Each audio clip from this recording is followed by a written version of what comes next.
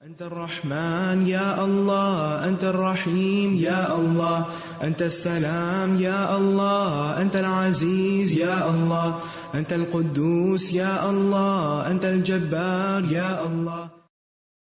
ولله الأسماء الحسنى فادعوه بها. نحمده ونصلي على رسوله الكريم، أما بعد فأعوذ بالله من الشيطان الرجيم. بسم اللہ الرحمن الرحیم. رب اشرح لی صدری ویسر لی امری واحلل عقدۃ من لسانی یفقہوا قولی. ناظرین، پروگرام اللہ کے خوبصورت نام کے ساتھ آپ کی خدمت میں حاضر ہے. آج ہم انشاءاللہ اللہ سبحانہ تعالیٰ کے نام السمیع پر بات کریں گے. السمیع کا معنی ہے سب کچھ سننے والا. اللہ سبحانہ تعالیٰ ہر آواز کو سنتا ہے، خواہ وہ کسی کی بھی ہو، کسی انسان کی یا جن کی، کسی فرشتے کی یا کسی حیوان کی، کسی پرندے کی یا کسی بھی مخلوق کی، خواہ وہ پوشیدہ ہو خواہ وہ ظاہر ہو، اونچی ہو یا آہستہ ہو، وہ کسی بھی زبان میں ہو، اللہ سبحانہ تعالیٰ اس کو سنتا ہے. اور پھر اس نے تمام آوازوں کا احاطہ کر رکھا ہے. پوشیدہ اس کے ہاں اعلانیہ کی طرح ہے، وہ سرگوشیاں بھی سنتا ہے، وہ مناجات بھی سنتا ہے، وہ دعائیں بھی سنتا ہے، وہ آہیں اور پکاریں بھی سنتا ہے، وہ بے قرار کی پکار بھی سنتا ہے، وہ مجبور کی دعا بھی سنتا ہے، اور بیک وقت اپنی ساری مخلوق کی سنتا ہے. اور وہ آوازیں آپس میں خلط ملط نہیں ہوتی، ہر ایک کی الگ الگ سنتا ہے. اگر ایک چیونٹی بھی اس کو پکارتی ہے تو وہ اس کی آواز بھی سنتا ہے، اس کی دعا بھی سنتا ہے، اس کی ضرورت کو بھی سمجھتا ہے. اور پھر یہ کہ وہ سننے کے بعد جواب بھی دیتا ہے، اور وہ ہر زبان سمجھتا ہے. زبانوں کا اختلاف اس کے ہاں کچھ بھی میٹر نہیں کرتا. یہ ہے اللہ السمیع. اور اس کا سننا انسانوں کی طرح کا سننا نہیں ہے، اس کا سننا اپنی ذات میں خاص ہے. اور پھر یہ بھی یاد رہے کہ نبی صلی اللہ علیہ وسلم نے جب اللہ سبحانہ تعالیٰ کی صفت سماعت کا ذکر کیا تو اپنے کان پر ہاتھ رکھا، جب صفت بصارت کا ذکر کیا تو آنکھ پر ہاتھ رکھا. اس کا مطلب یہ ہے کہ اللہ سبحانہ تعالیٰ کے کان بھی ہیں اور آنکھیں بھی. پھر یہ کہ اللہ سبحانہ تعالیٰ بندوں کی ساری باتیں سنتا ہے، خواہ وہ چپکے چپکے کرتے ہیں یا وہ اونچی آواز میں کرتے ہیں، خواہ وہ کہیں چھپ کر کوئی بات کرتے ہیں یا پبلکلی اعلانیہ طور پر کرتے ہیں، خواہ وہ کسی مائک میں بولتے ہیں یا بغیر مائک کے بات کرتے ہیں. قرآن مجید میں اللہ تعالیٰ فرماتے ہیں سواء منکم من اسر القول ومن جہر بہ ومن هو مستخف باللیل وسارب بالنہار. برابر ہے تم میں سے جو چھپا کر کرے اور جو اسے بلند آواز سے کرے. یعنی اللہ سبحانہ تعالیٰ کو اس سے کوئی فرق نہیں پڑتا کہ کوئی کس والیوم میں بات کرتا ہے، سامنے کرتا ہے یا چھپ کے کرتا ہے. اور جو رات کو بالکل چھپا ہوا ہے اور جو دن کو ظاہر ہے، پھرنے والا ہے، ہر ایک کی حرکات سے، ہر ایک کے خیالات سے، ہر ایک کی باتوں سے خوب واقف ہے. قرآن مجید سے ہمیں یہ بھی پتہ چلتا ہے کہ وہ سرگوشی کرنے والوں کی بھی سنتا ہے.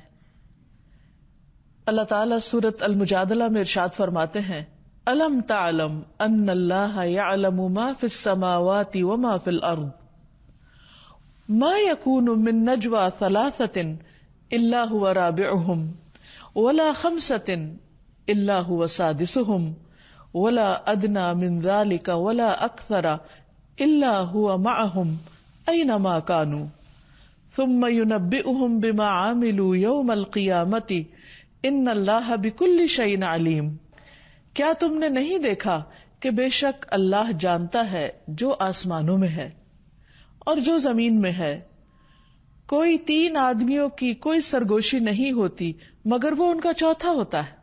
یعنی ان سرگوشیوں کو سن رہا ہوتا ہے جو کسی چھوٹی سے چھوٹی مجلس میں لوگ بیٹھ کے کر رہے ہوتے ہیں، چپ کے دوسروں سے چھپا کے باتیں کر رہے ہوتے ہیں، اور نہ کوئی 5 آدمیوں کی مگر وہ ان کا چھٹا ہوتا ہے، اور نہ اس سے وہ کم ہوتے ہیں نہ زیادہ مگر وہ ان کے ساتھ ہوتا ہے.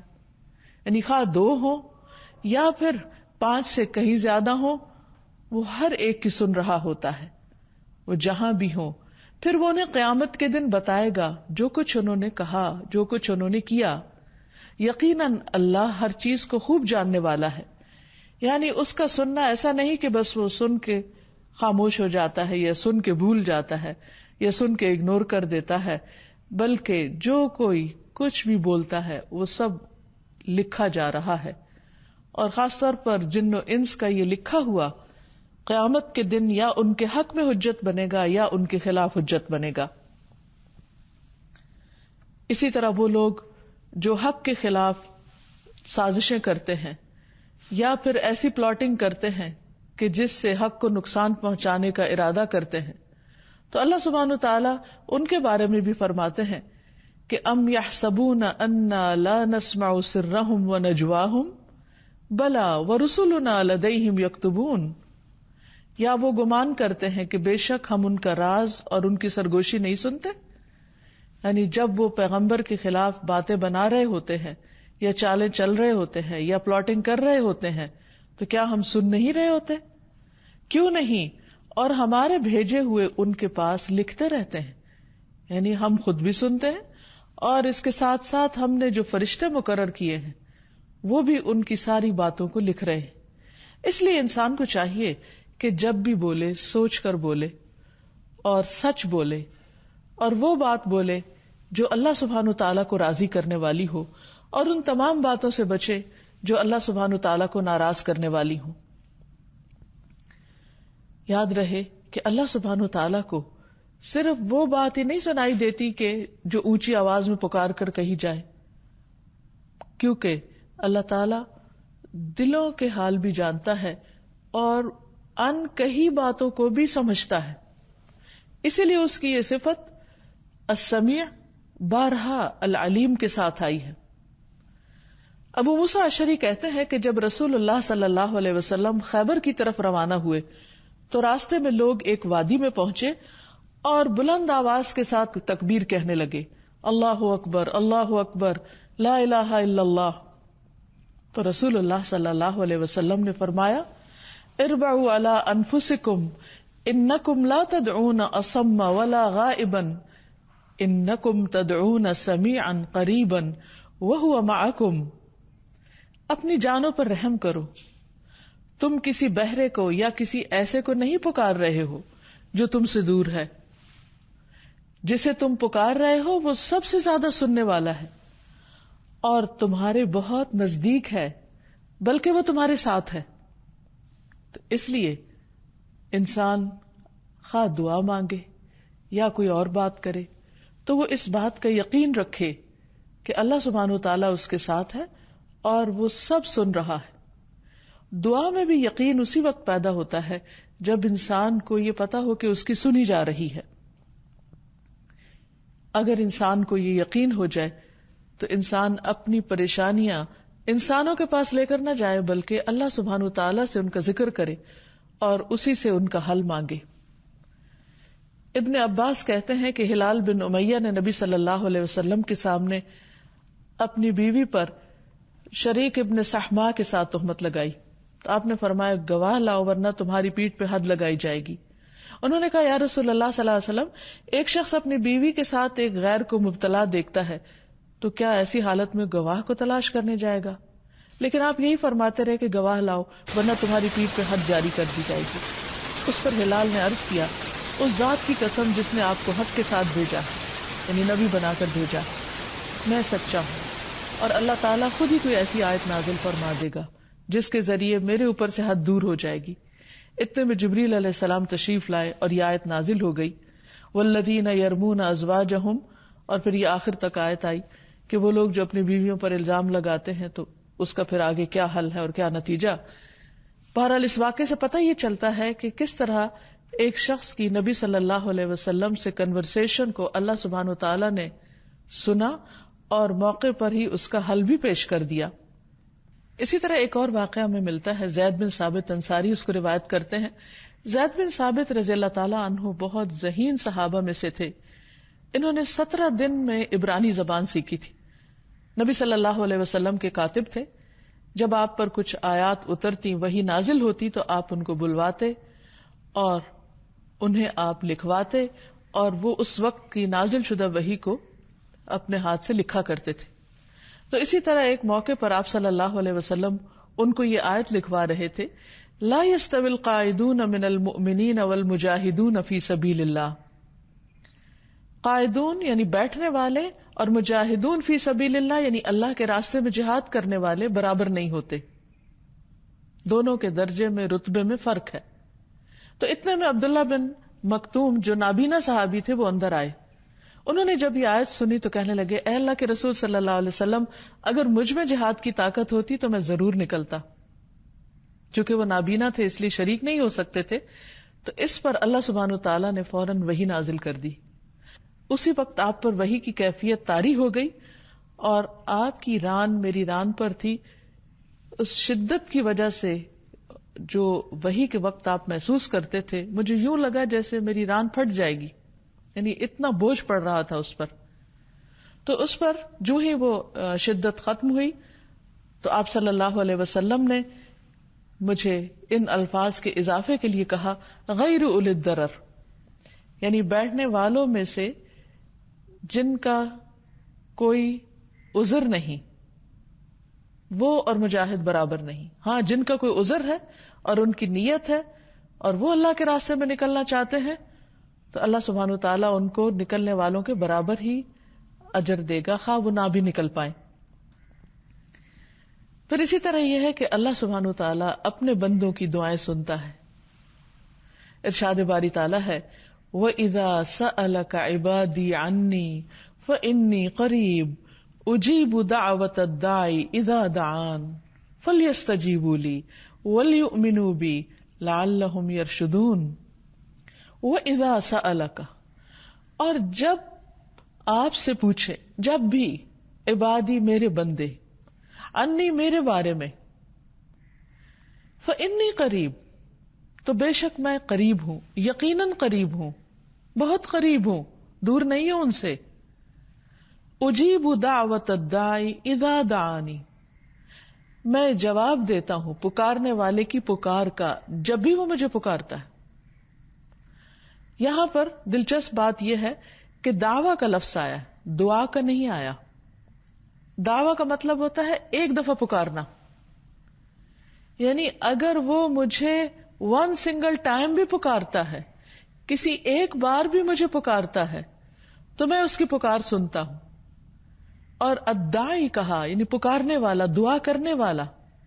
یہ نہیں کہا کہ جب متقی مجھے پکارتا ہے یا بہت نیک شخص کوئی پکارتا ہے یا مومن مجھے پکارتا ہے تو اس وقت میں اس کی پکار سنتا ہوں، بلکہ جو بھی مجھے پکارتا ہے اور جب بھی مجھے پکارتا ہے میں اس کی پکار سنتا ہوں، اس کو جواب دیتا ہوں. اذا دعانی، جب، جہاں، جس وقت، جیسے بھی وہ مجھے پکارتا ہے. فلیستجیبوا لی، چاہیے کہ وہ بھی میری بات مانے، وہ بھی میری بات سنے. ولیؤمنوا بی، اور مجھ پر اعتماد رکھیں، مجھ پر ایمان لائیں. لعلہم یرشدون، شاید کہ وہ ہدایت پا جائیں.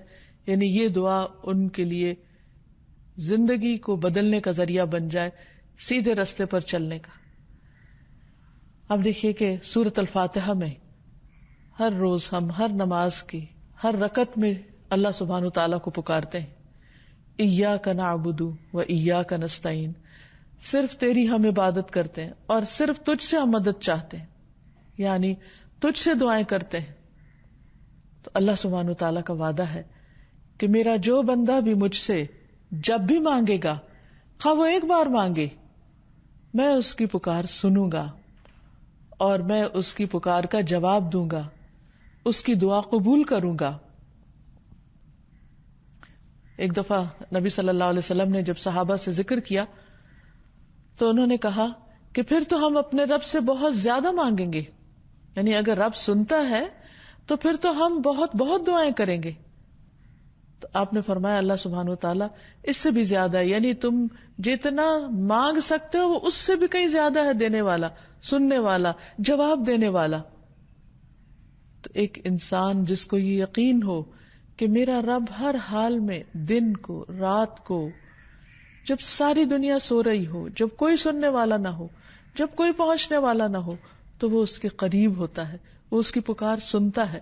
تو پھر جسے یہ یقین ہوگا وہ ہر حال میں اپنے رب ہی کو پکارے گا، اور اس کو رب کا دامن چھوڑ کر، رب کا در چھوڑ کر کہیں اور جانے کی اور کسی اور کو کچھ بھی سنانے کی ضرورت نہیں رہتی. یہ ایک بندے کے لیے کتنی بڑی سعادت کی بات ہے کہ وہ ایسے رب کو جانے جو اس کی ہر دعا سنے، ہر دعا، ہاں وہ ایک بار پکارے یا کئی بار پکارے، سارا دن پکارے یا ساری رات کو پکارے، اونچی آواز میں پکارے یا آہستہ آواز میں پکارے، انگریزی میں پکارے یا اردو میں پکارے یا عربی میں پکارے، یا اگر وہ بول نہیں سکتا تو دل ہی دل میں پکارے، وہ ہر آواز سنتا ہے. اور پھر صرف سنتا ہی نہیں، وہ جواب دینے پہ قادر ہے، وہ بندے کی اس ضرورت کو پوری کرنے پہ قادر ہے، اور وہ کرتا بھی ہے. پھر اسی طرح اہل ایمان کا یہ اعتقاد ہونا چاہیے کہ رب جب ان کی سنتا ہے تو پھر ان کی زندگی میں کسی قسم کا خوف اور کوئی مایوسی نہیں رہنی چاہیے. مایوس انسان کب ہوتا ہے، پریشان کب ہوتا ہے؟ جب اس کا یہ یقین چلا جاتا ہے کہ کوئی اس کی سننے والا ہے، جب وہ سوچتا ہے کہ میری کوئی نہیں سنتا، کوئی نہیں مجھے سننے والا، میں تنہا ہوں، میرا کوئی نہیں ہے، میری کوئی مدد نہیں کرتا، تو ایسے میں انسان کو ڈپریشن ہوتا ہے. جس شخص کا اس اللہ سبحانہ و تعالیٰ کی اس صفت پر ایمان ہو، یقین ہو کہ میں تنہا نہیں ہوں، میرا رب سننے والا ہے، اور ہر حال میں سننے والا، اور بہت زیادہ سننے والا ہے، اور سن کر کبھی وہ تنگ بھی نہیں ہوتا، اور وہ جواب بھی دیتا ہے. اب دیکھیے اس کے برعکس جب ہم انسانوں کو سناتے ہیں تو بعض اوقات وہ ہماری بات پوری طرح سنتے ہی نہیں، بعض اوقات سن لیتے ہیں لیکن وہ باتیں ان کی کانوں سے ٹکرا کے واپس آ جاتی، گویا انہوں نے سنا ہی نہیں. بعض اوقات کچھ نہ کچھ سن لیتے ہیں لیکن وہ پوری طرح سمجھتے ہی نہیں. بعض اوقات وہ کچھ سمجھتے ہیں اور وہ کچھ غلط سمجھتے ہیں، اور اس سے الٹا اور ایک اور مسئلہ کھڑا ہو جاتا ہے. بعض اوقات وہ سن بھی لیتے ہیں، سمجھ بھی لیتے ہیں، لیکن کچھ مدد کرنے پہ قادر نہیں ہوتے. بعض اوقات وہ مدد کر بھی سکتے ہیں تو اپنے بخل کی وجہ سے، دل کی تنگی کی وجہ سے مدد نہیں کرتے. لیکن اس کے باوجود ہم پھر مشکلات میں انسانوں ہی کے پاس جاتے ہیں، اللہ کے پاس نہیں. اگر کوئی واقعی تہ دل سے اس کو پکارتا ہے تو اس کی بات بہت جلد قبول ہو جاتی، خاص طور پر اگر کسی پر ظلم ہو رہا ہو تو اللہ سبحانہ وتعالی اس کی پکار اپنے عرش پر سنتا ہے. مظلوم کی پکار، مظلوم کی دعا اور اللہ سبحانہ وتعالی کے درمیان کوئی رکاوٹ نہیں ہوتی، خواہ وہ کوئی بھی انسان ہو. اس کی آہ فوراً عرش پہ پہنچتی ہے. لیکن اگر کوئی ایمان اور یقین کے ساتھ اس کو پکارے کہ ہاں میں اس کے پاس جا رہا ہوں، تو ایسا شخص نہ کسی سے ڈرے گا اور نہ ہی خوف کھائے گا اور نہ اس پر کوئی غم ہوگا. وہ کسی تنہائی اور پریشانی کا شکار نہ ہوگا، کیونکہ اس کا رب ہے جو سن رہا ہے، جو اس کے حال سے خوب خوب واقف ہے. جیسے اللہ سبحانہ وتعالیٰ نے موسیٰ علیہ السلام اور ہارون علیہ السلام کو فرعون کے دربار میں بھیجا تو ان کو تسلی دلائی. قالا ربنا اننا نخاف ان یفرط علینا او ان یطغی، دونوں نے کہا اے ہمارے رب یقیناً ہم ڈرتے ہیں کہ وہ ہم پہ زیادتی کرے گا یا حد سے بڑھ جائے گا. تو اللہ تعالیٰ نے فرمایا قالا لا تخافا، مت ڈرو، اننی معکما، میں تمہارے ساتھ ہوں، اسمع و ارا، میں سن رہا ہوں، میں دیکھ رہا ہوں، وہ تمہارا کچھ نہیں بگاڑ سکے گا. وہ دشمن ہے لیکن ایک بال بھی بیکا نہیں کر سکے گا، تم جاؤ تو صحیح. تو اللہ سبحانہ وتعالیٰ کا یہ فرمانا ان کے لیے کس قدر دلوں کی تقویت کا باعث بنا ہوگا کہ واقعی وہ اس قابل ہو گئے کہ وہ ایسے شخص کا جا کے مقابلہ کر سکیں، اس کا سامنا کر سکیں. تو جب انسان کو اللہ سبحانہ تعالیٰ کے اس نام پر یقین ہو جاتا ہے تو پھر وہ اپنے رب کو ہر حال میں پکارتا رہتا ہے. جیسے ابراہیم علیہ السلام، جب انہیں آگ میں پھینکا جا رہا تھا تو اپنے رب ہی کو پکارا، حسبی اللہ و نعم الوکیل، اور اللہ سبحانہ تعالیٰ نے ان کی دعا فوراً سنی. یونس علیہ السلام نے اپنے رب ہی کو پکارا تھا، رب نے ان کی دعا فوراً سنی.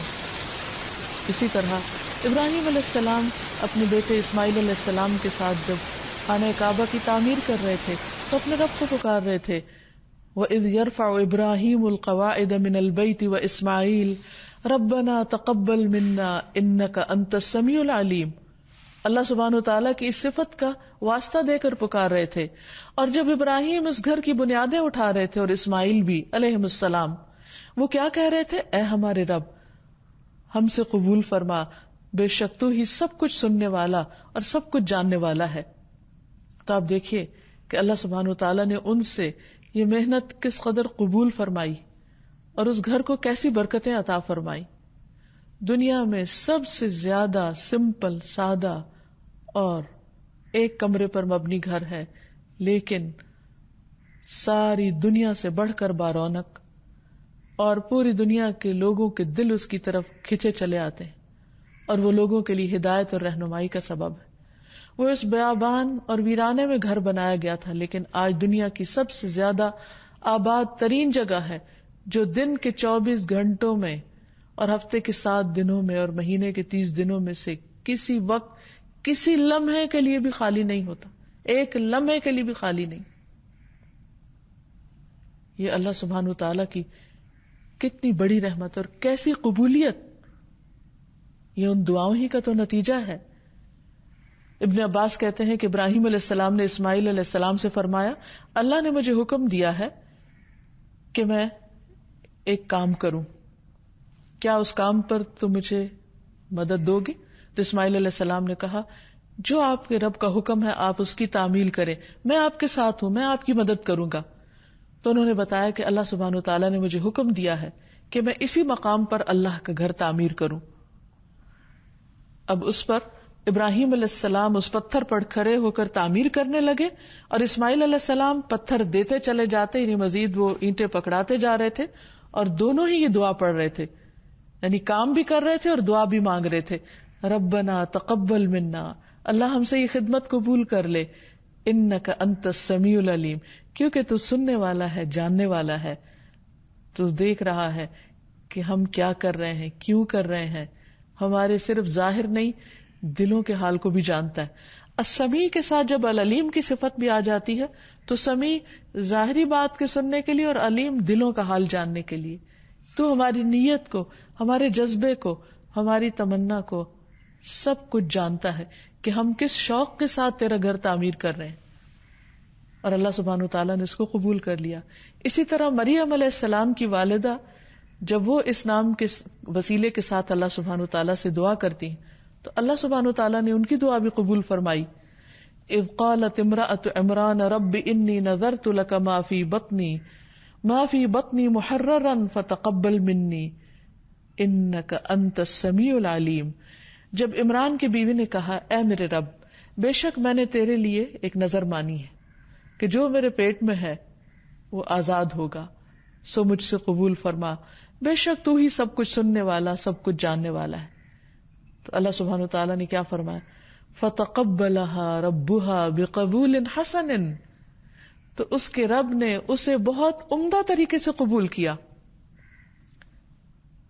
اصل بات یہ ہے کہ انسان کس نیت کے ساتھ، کس سوچ کے ساتھ اور کس اخلاص کے ساتھ مانگتا ہے، اور کس طرح تڑپ کر دعا کرتا ہے، کس یقین کے ساتھ مانگتا ہے. تو جب ہم اللہ سبحانہ وتعالیٰ کی اس صفت کو، اس نام کو جان لیں گے تو ہمارے یقین میں بھی اضافہ ہوگا کہ وہ سن رہا ہے، سن رہا ہے، سن رہا ہے، کوئی چیز رکاوٹ نہیں اس کے سننے کی راہ میں. اسی طرح اللہ سبحانہ تعالیٰ نے زکریا علیہ السلام کی دعا اس وقت سنی جب وہ حضرت مریم کے پاس اللہ سبحانہ تعالیٰ کا رزق پاتے تھے. ہنالک دعا زکریا ربہ، قال رب هب لي من لدنك ذرية طيبة انك سمیع الدعاء. وہی زکریا نے اپنے رب سے دعا کی, اے میرے رب مجھے اپنے پاس سے ایک پاکیزہ اولاد عطا فرما, کیونکہ بلا شبہ تو دعا کا سننے والا ہے. تو آپ دیکھیے کہ ان سب نے اپنے رب کی اس صفت کو واسطہ بنایا کہ اللہ چونکہ تو سنتا ہے تو میری بھی سن, اور اللہ سبحانہ وتعالیٰ نے ان کی سنی. پھر اسی طرح نبی صلی اللہ علیہ وسلم نے جنگ خندق کے موقع پر جب وہ خندق کھودی جا رہی تھی اور ایک بہت بڑا پتھر آ گیا جو صحابہ کرام سے ٹوٹ نہیں رہا تھا, تو نبی صلی اللہ علیہ وسلم نے جب دعا کی اللہ تعالیٰ سے تو اس میں بھی انہی صفات کا ذکر کیا, السمیع العلیم. اور یہ کہہ کر آپ نے جب پتھر پر وہ اوزار مارا تو پتھر سے ایک زبردست قسم کی روشنی نکلی, اور اللہ سبحانہ وتعالیٰ نے آپ کی دعا سن لی اور 3 ضربیں آپ نے لگائیں اور وہ پتھر ٹوٹ گیا. اسی طرح نماز میں قرات سے پہلے اللہ سبحانہ وتعالیٰ کے اس نام سے اللہ کی پناہ لی جاتی ہے. ابو سعید خدری کہتے ہیں کہ رسول اللہ صلی اللہ علیہ وسلم جب رات میں نماز تہجد کے لیے کھڑے ہوتے تو اللہ اکبر کہتے اور پھر سبحانک اللہم و بحمدک و تبارک اسمک و تعالی جدک و لا الہ غیرک پڑھتے, پھر 3 مرتبہ لا الہ الا اللہ کہتے, 3 مرتبہ اللہ اکبر کبیرہ کہتے, پھر فرماتے اعوذ باللہ السمیع العلیم من الشیطان الرجیم من ہمزہ و نفخہ و نفثہ, اور پھر اس کے بعد قرات فرماتے یعنی سورۃ الفاتحہ وغیرہ. تو اس سے ہی کیا پتہ چلتا ہے کہ رسول اللہ صلی اللہ علیہ وسلم جب اعوذ باللہ پڑھتے تو صرف اعوذ باللہ نہیں بلکہ اللہ سبحانہ وتعالیٰ کی ان صفات کا بھی ذکر کرتے, اعوذ باللہ السمیع العلیم, کیونکہ اللہ سبحانہ وتعالیٰ نماز کے عالم میں بھی جو کچھ ہم پڑھتے ہیں اس کو سن رہا ہوتا ہے. بلکہ جب ہم رکوع کے بعد سر اٹھاتے ہیں اور کہتے ہیں سمع اللہ لمن حمدہ, تو اس کا مطلب کیا ہے؟ اللہ نے سن لی اس بندے کی پکار جس نے اپنے رب کی تعریف کی. یعنی ہم اللہ سبحانہ تعالیٰ کی تعریف کریں, اس کا ذکر کریں, اس کی تسبیح کریں, اس کی وحدانیت کا اقرار کریں یا اس کی حمد و ثنا کریں, کچھ بھی کہیں, وہ سب کچھ سن رہا ہوتا ہے. اس لیے زبان سے کوئی بھی جو کلمہ اس کی تعریف اور تسبیح یا حمد و ثنا کا ہو, اس کو بولتے وقت یہ سوچنا چاہیے کہ اس وقت میری زبان سے نکل رہا ہے اور میرا رب اس کو سن رہا ہے اور اس کو قبول کرے گا. کیونکہ جتنے یقین کے ساتھ ہم یہ مانگیں گے یا بولیں گے اتنے ہی یقین کے ساتھ ہمیں انشاءاللہ دعا کی قبولیت کے بارے میں تسلی ہوگی. پھر اسی طرح اس صفت کے ساتھ جب انسان صبح شام دعا کرتا ہے تو اللہ کے نام کے ساتھ کوئی چیز انسان کو نقصان نہیں دیتی. بسم اللہ الذی لا یضر مع اسمہ شیء وہو السمیع العلیم, اللہ کے نام کے ساتھ جس کے نام کے ساتھ کوئی چیز نقصان نہیں دیتی, نہ زمین میں نہ آسمان میں, اور وہ سننے والا ہے, جاننے والا ہے. پھر اسی طرح ہمیں یہ بھی سکھایا گیا ہے کہ ہم ان دعاؤں سے پناہ مانگے اللہ سبحانہ تعالیٰ کی جو سنی نہیں جاتی. اور وہ کب ہوتا ہے؟ یعنی اللہ تعالیٰ تو سنتا ہے لیکن سننے کا معنی یہاں قبولیت ہے, یعنی قبول نہیں ہوتی. رسول اللہ صلی اللہ علیہ وسلم یہ دعا مانگا کرتے تھے, اللہم انی اعوذ بک من علم لا ینفع ومن قلب لا یخشع ومن نفس لا تشبع ومن دعاء لا یسمع. اے اللہ میں 4 چیزوں سے تیری پناہ چاہتا ہوں, ایسا علم جو فائدہ نہ دے, ایسا دل جس میں خشوع نہ ہو, ایسا نفس جو کبھی سیر نہ ہو, اور ایسی دعا جو سنی نہ جائے. تو اب سوال یہ پیدا ہوتا ہے کہ اللہ سبحانہ وتعالیٰ تو سب کچھ سنتا ہے, لیکن وہ کیسی دعا ہوتی ہے جو سنی نہیں جاتی؟ عبد الرحمن بن یزید کہتے ہیں کہ علقمہ مجھے ملے اور مجھ سے کہا کہ کیا تم نہیں دیکھتے کہ ربی کیا کہتے ہیں؟ ربی کہتے ہیں کیا تم نہیں دیکھتے کہ لوگ کتنی زیادہ دعائیں کرتے ہیں اور کتنی کم قبول ہوتی؟ یہ اس لیے ہوتا ہے کہ اللہ چھپی ہوئی دعا کے سوا اور کوئی دعا قبول نہیں کرتا. میں نے کہا کہ یہی بات عبداللہ رضی اللہ عنہ نے بھی کہی تھی کہ اللہ تعالیٰ کسی شہرت پسند اور ریاکار یا کھیل سے دعا کرنے والی کی دعا قبول نہیں کرتا. یعنی اللہ تعالیٰ ایسی دعا قبول نہیں کرتا کہ جو انسان صرف دوسروں کو سنانے کے لیے کر رہا ہو یا لوگوں کو یہ بتانے کے لیے کہ وہ بہت اچھی دعا کرنا جانتا ہے یا بہت دعائیں کرتا ہے. یا صرف لوگوں کے سامنے مانگتا ہے اور حقیقت میں اللہ سبحانہ وتعالیٰ کو سنانا مقصود نہیں ہوتا.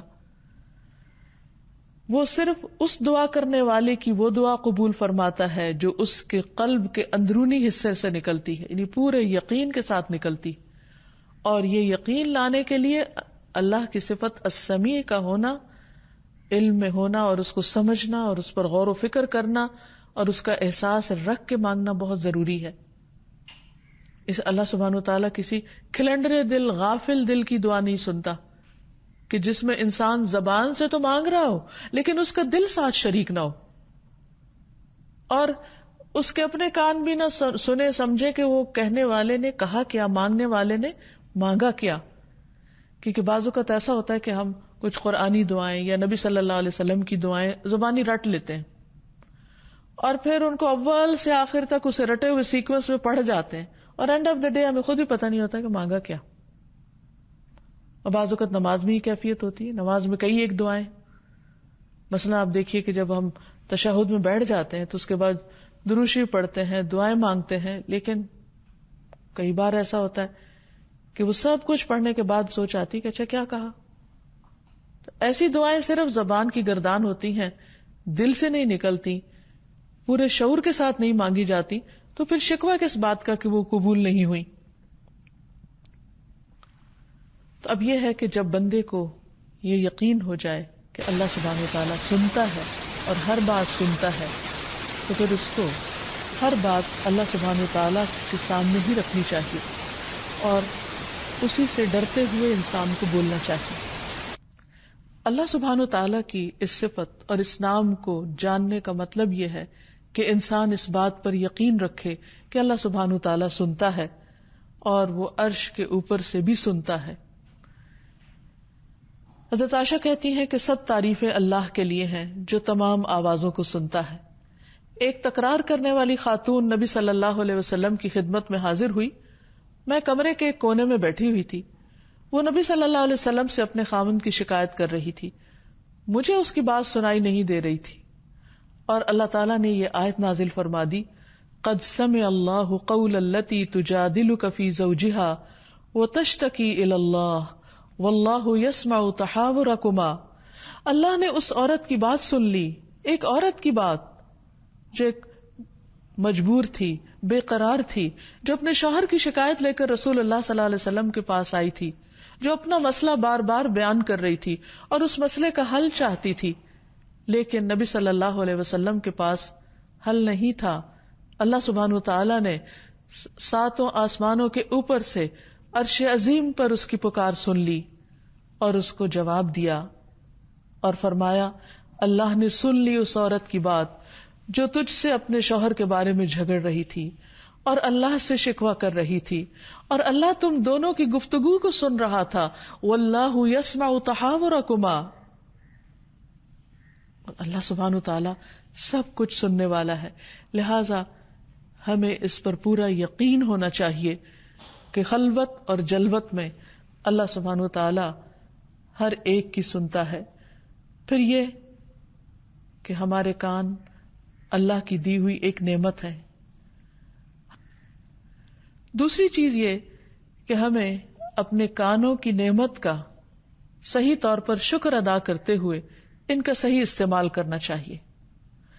سماعت کی نعمت کوئی معمولی نعمت نہیں ہے. اللہ تعالیٰ اس کا ذکر قرآن مجید میں فرماتے ہیں، واللہ اخرجکم من بطون امہاتکم لا تعلمون شیئا وجعل لکم السمع والابصار والافئدہ لعلکم تشکرون. اور اللہ نے تمہیں تمہاری ماؤں کے پیٹوں سے اس حال میں نکالا کہ تم کچھ نہ جانتے تھے.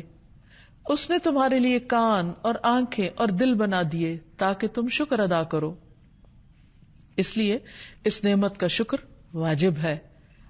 فرمایا وَهُوَ الَّذِي أَنشَأَ لَكُمُ السَّمْعَ وَالْأَبْصَارَ وَالْأَفْئِدَةَ قَلِيلًا مَا تَشْكُرُونَ.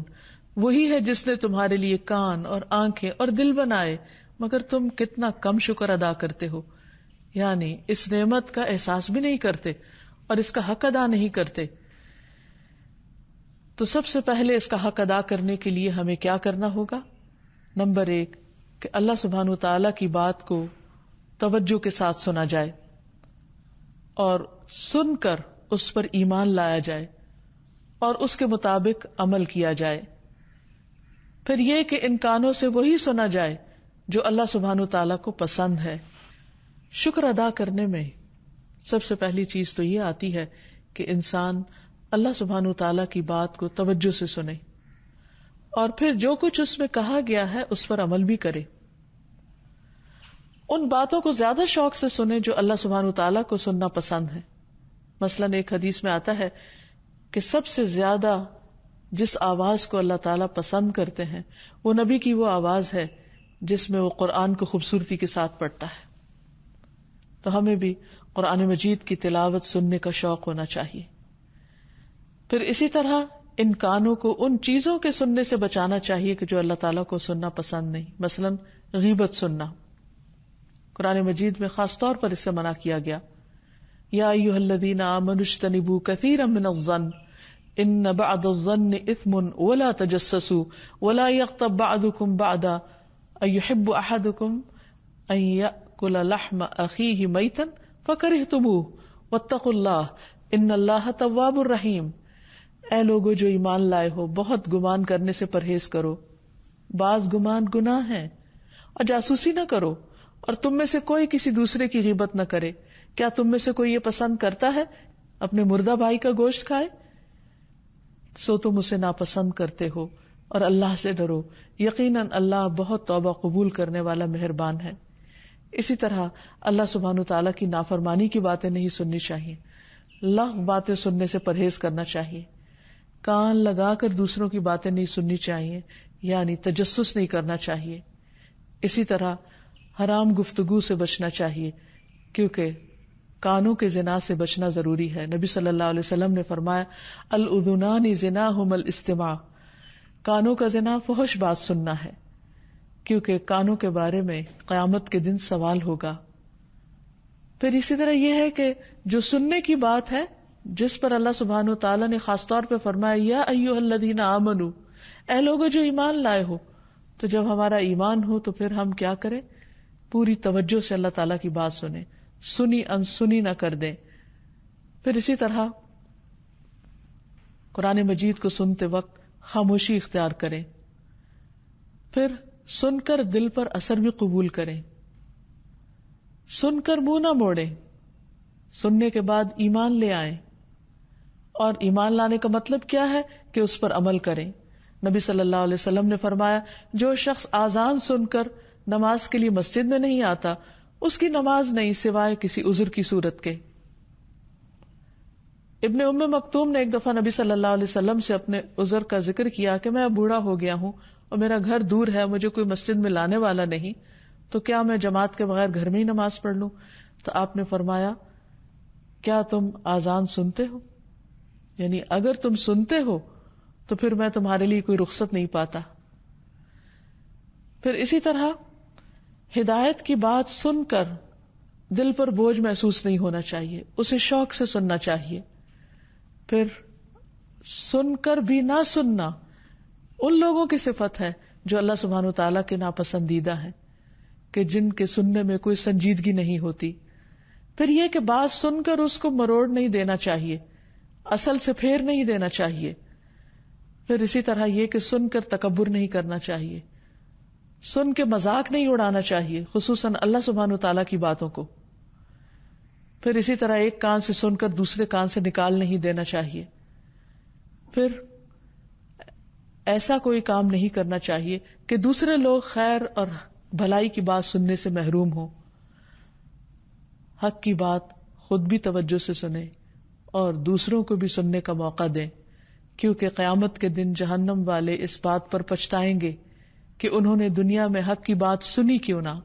وَقَالُوا لَوْ كُنَّا نَسْمَعُ أَوْ نَعْقِلُ مَا كُنَّا فِي أَصْحَابِ السَّعِيرِ فَاعْتَرَفُوا بِذَنبِهِمْ فَسُحْقًا لِأَصْحَابِ السَّعِيرِ. وہ کہیں گے کاش ہم سنتے ہوتے، کاش ہم اچھی بات سن لیتے یا سمجھ لیتے تو بھڑکتی ہوئی آگ والوں میں شامل نہ ہوتے. تو وہ اپنے اس قصور کا اعتراف کر لیں گے. سو دوری ہے بھڑکتی ہوئی آگ والوں کے لیے، یعنی قیامت کے دن انسان کو بہت بڑا پچھتاوا لاحق ہوگا اپنے ان کانوں کو صحیح طریقے پر استعمال نہ کرنے کا اور حق بات کو سننے کی زحمت گوارا نہ کرنے کا کہ ہم اسے سننا بھی نہیں چاہتے. اللہ تعالی ہمیں اس سے محفوظ رکھے. اللہ تعالیٰ سے دعا ہے کہ وہ ہمارے اندر اپنی اس صفت کا یقین پیدا کر دے تاکہ ہم جب اس کو پکاریں تو پورے ذوق و شوق کے ساتھ، پورے یقین کے ساتھ، تاکہ ہماری دعائیں قبولیت کا درجہ پائیں. وآخر دعوانا ان الحمد للہ رب العالمین. أنت القاهر يا الله، أنت الحسيب يا الله، أنت الشافي يا الله، أنت المبين يا الله، أنت الوكيل يا الله، أنت القيوم يا الله، أنت المتين يا الله، أنت السبوح يا الله. لا إله إلا الله محمد رسول الله، لا إله إلا الله محمد رسول الله.